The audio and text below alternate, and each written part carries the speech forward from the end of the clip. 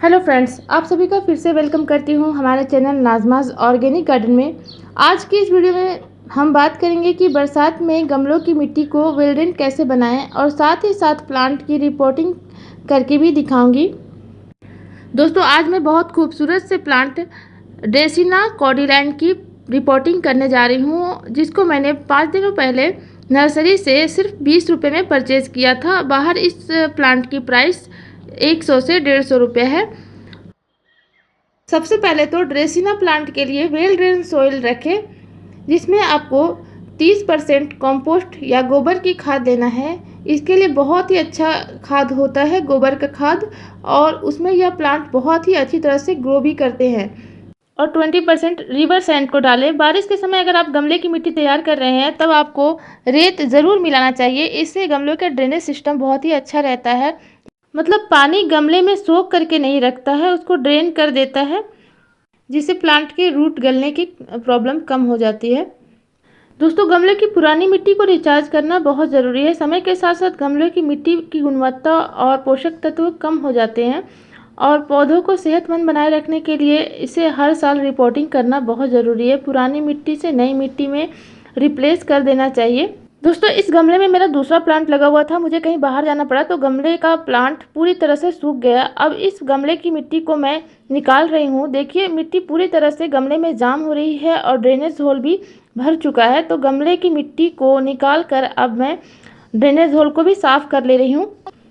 देखिए फ्रेंड्स, इस तरह से मैं इसके ड्रेनेज होल को साफ़ कर ले रही हूँ, और उसके बाद मैं इसमें टूटे हुए गमले के टुकड़े को डाल दूँगी, ताकि इसका ड्रेनेज सिस्टम अच्छा हो सके और पानी पूरी तरह से गमले से बाहर निकल सके। अब इस गमले की मिट्टी को एक दिन के लिए अच्छे से सुखा ले, ताकि जो हमारी मिट्टी है वो कीटाणु और विषाणु मुक्त हो सके।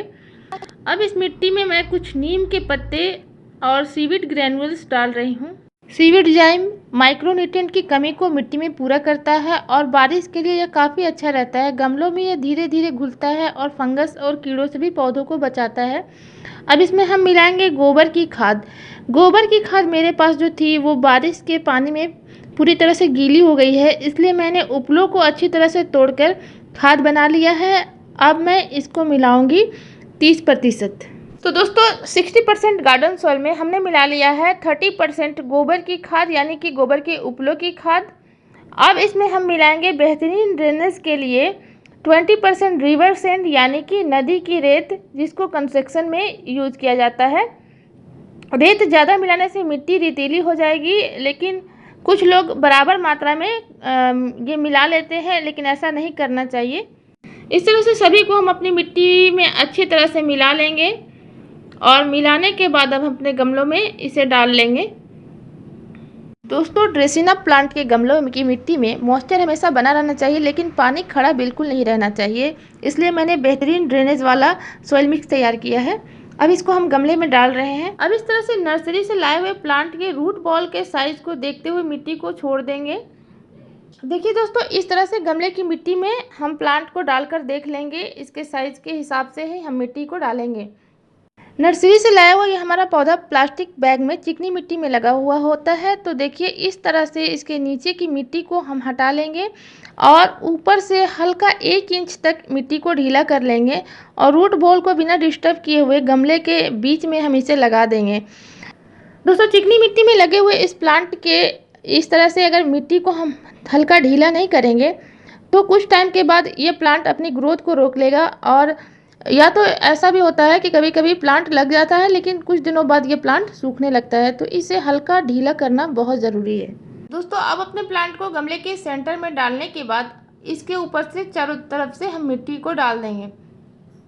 प्लांट लगाने के तुरंत बाद इसमें वाटरिंग कर दें। इस प्लांट को डायरेक्ट सनलाइट में ना रखें, क्योंकि डायरेक्ट सनलाइट में इनकी पत्तियां जलने लगती हैं। इसे इंडोर रखना चाहते हैं तो ऐसी जगह पर रखें जहां प्रॉपर वेंटिलेशन हो, यानी कि हवा और रोशनी अच्छी तरह से इसे मिलती रहे। तो गमलों की पुरानी मिट्टी को रिचार्ज करना बहुत ज़रूरी है। अगर हम उसी तरह से गमलों में प्लांट को लगाते जाएंगे तो हमारे प्लांट अच्छी तरह से ग्रोथ नहीं ले पाएंगे। दोस्तों, आपने देखा होगा कि जो प्लांट ज़मीन में लगा हुआ होता है वो गमलों में लगे प्लांट की तुलना में ज़्यादा हेल्दी होता है।